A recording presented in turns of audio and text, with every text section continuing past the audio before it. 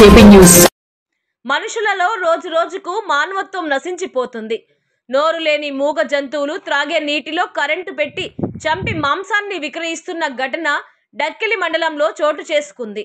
వివరాల్లోకెళితే తిరుపతి జిల్లా డక్కిలి మండలం ఆల్తూరుపాడు బీట్ పరిధిలోని లింగసముద్రం అటవీ ప్రాంతంలో అడవి ఆవులను ఈగ కోటయ్య అనే వ్యక్తి విద్యుత్ తీగలు తీసి వాటిని జంతువులు త్రాగే నీటిలో వేసి ఆవులను చంపాడన్న సమాచారం మేరకు డక్కిలి ఫారెస్ట్ అధికారి డిఆర్ఓ ప్రతాప్ రెడ్డి తన సిబ్బందితో కలిసి సంఘటన స్థలానికి చేరుకోగా ఈగ కోటయ్య తప్పించుకొని పారిపోగా అక్కడ అటవీ జంతువులను వేటాడటానికి ఉపయోగించిన విద్యుత్ వైర్లను స్వాధీనం చేసుకొని విచారణ చేపట్టారు.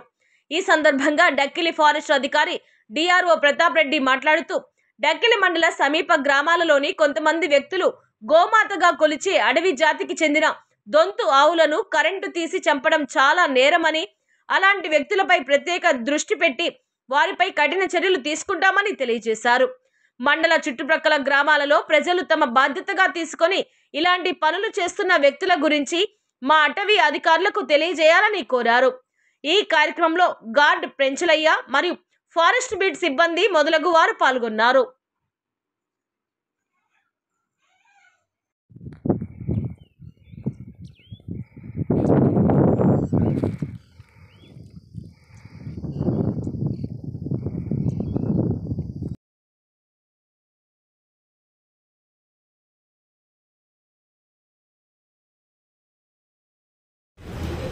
మీడియా మిత్రులకు నమస్కారం.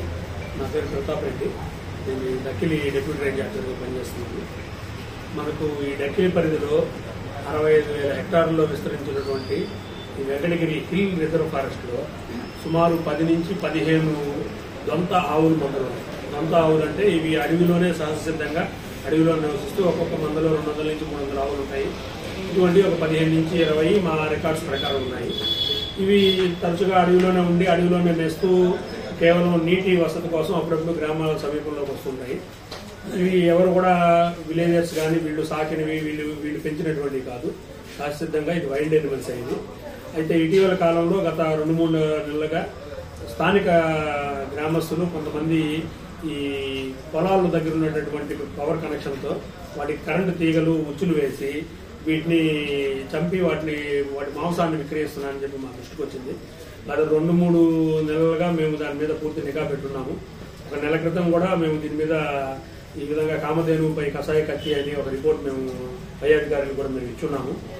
దీంట్లో ఏమైందంటే ఎక్కువగా ఆల్తూరుపాడు ఆ సమీప ప్రాంతాల వాళ్ళు ఎక్కువగా చేస్తున్నారని చెప్పి అక్కడే నిఘా పెట్టున్నాము.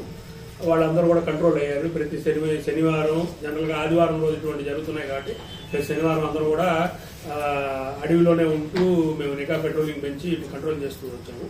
అయితే గత రాత్రి ఇక్కడ లింగసముద్రం పై పక్కన లింగసముద్రం అర్జునవాడకి సంబంధించిన కొంతమంది రమేష్ నాయుడు అనేటటువంటి వాళ్ళ తోట నుంచి కోటయ్య అనేటటువంటి వ్యక్తి ఈగా కోటయ్య అనే వ్యక్తి పవర్ తోటకి ఇచ్చినటువంటి ఎలక్ట్రిసిటీ పవర్ను ఉపయోగించుకొని ఫారెస్ట్ ట్రెంచ్కి సంబంధించినటువంటి నీళ్లలోకి దీన్ని వదలడం జరిగింది. దీనికి నీటి కోసం వచ్చినటువంటి దొంతావుల్లో 2 ఆవులు చనిపోవడం, వాటిని అతను స్థానికుల సహాయంతో దాన్ని గ్రామ సమీపంలో తీసుకువచ్చి వాటిని డ్రెస్సింగ్ చేసి స్థానికంగా కొంతమందికి దాని మాంసాన్ని విక్రయించడం మా దృష్టికి వచ్చింది. ఉదయం నుంచి మా టీం దీని మీదే పరిశోధన చేస్తున్నారు. ఈగా కృష్ణ అనే అతను పరారీలో ఉన్నాడు. అతని ఇంటి దగ్గర కూడా వెళ్ళొచ్చాము. అతను పనిచేస్తున్నటువంటి తోట దగ్గర కూడా వెళ్ళి రావడం జరిగింది.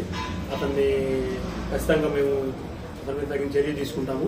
వాటితో పాటు ఎవరైతే దీంట్లో ఇన్వాల్వ్ అయి ఉన్నారో, ఈ మాంసాన్ని ఎవరు కొనున్నారో, ఎవరు దాన్ని అన్ని కూడా వాడుకొని ఉన్నారో వాళ్ళందరి వివరాలు కూడా సేకరిస్తున్నాము. త్వరలోనే ఇక కృష్ణయ్యని అరెస్ట్ చేయడం జరుగుతుంది. అతని ద్వారా అతను ఇచ్చినటువంటి స్టేట్మెంట్ ద్వారా మిగతా ఎవరెవరు దీంట్లో పాల్పంచుకున్నారు, ఎవరెవరి హస్తం ఉందని చెప్పి వాళ్ళందరినీ కూడా ఈ కేసులో మేము ముద్దాయిలుగా చేర్చి వాళ్ళందరి మీద చట్టపరమైనటువంటి చర్య తీసుకుంటాము. అదేవిధంగా మీకు అందరూ తెలుసు, మనం ఆవుని దేవతగా పూజిస్తూ ఉంటాము. పైగా ఇవి సహజసిద్ధంగా వాటంతటవి మనం ఎవరూ మేత వేయకుండా సహజసిద్ధంగా పెరిగేటటువంటి దొంతావులు అనేటటువంటి మన పర్యావరణానికి అవి ఒక జీన్ బ్యాంక్ లాంటివి. ఇప్పుడు మన దగ్గర ఉండేటటువంటి ఆవులన్నీ కూడా జెనెటిక్ పరంగా అవి రూపాంతరం చెందేసి అంత వాటిలో పొటెన్షియాలిటీ ఉండవు. వాటన్నిటికి మనం చేపి ఇంజక్షన్లు వేస్తూ రకరకాల వ్యాధులు వచ్చినప్పుడు వాటికి నివారణ ఇంజక్షన్ చేస్తూ వాటి పరిణామాలు చెందిపోయి ఉంటాయి. వీటికి సంబంధించినటువంటి ఒరిజినల్ బ్రీడ్ ఏదైతే ఉందో ఆ ఒరిజినల్ జీన్ బ్యాంక్ అనేటటువంటిది ఈ సహజ సిద్ధమైనటువంటి ఆ దొంతావుల్లో మాత్రమే ఇంకా మనకు మిగిలి ఉన్నాయి. భవిష్యత్ తరాల్లో మనకు నాటు ఆవులు సంబంధించినటువంటి ఇమ్యూనిటీ ఉండేటటువంటి ఆవుల జాతి వీటి నుంచే మనకు రావాలి. కాబట్టి అందరూ కూడా మీ మీడియా మిత్రుల ద్వారా నేను కోరుకునేటటువంటిది, గ్రామాల్లో కూడా ఇటువంటి మీ ద్వారా కొద్దిగా ఈ ఆవులు పరిరక్షణ గురించి కొంత అవేర్నెస్ క్రియేట్ చేయండి. ఈ న్యూస్ ని అందరూ కూడా చేరే విధంగా కూడా మీరు చర్య తీసుకోండి. దీంతో పాటు మీ దృష్టికి ఎటువంటి ఈ ఆవులకు సంబంధించినటువంటి ఈ ఉచ్చులు పెట్టడం కానీ, కరెంటు పెట్టడం కానీ, మిగతా ఏదైనా ఆవులు వేటకు సంబంధించి ఏ సమాచారం ఉన్నా కానీ తక్షణమే మాకు చేరవేయాల్సిందిగా కోరుతున్నాము. ముఖ్యంగా దీంట్లో ఇంకొకటి మనం గమనించాల్సినటువంటి ముఖ్య విషయం ఏంటంటే, కేవలం వీళ్ళు ఆవులు వేట కోసం వేసేటటువంటి ఈ ఉచ్చుల వల్ల, ఈ విద్యుత్ తీగల వల్ల అటువైపు గ్రామ సమీపం నుంచి వెళ్లేటటువంటి గిరిజనులు కానీ మిగతా గ్రామస్తులందరూ కూడా దీని బారిన పడేటటువంటి అవకాశం ఉంది.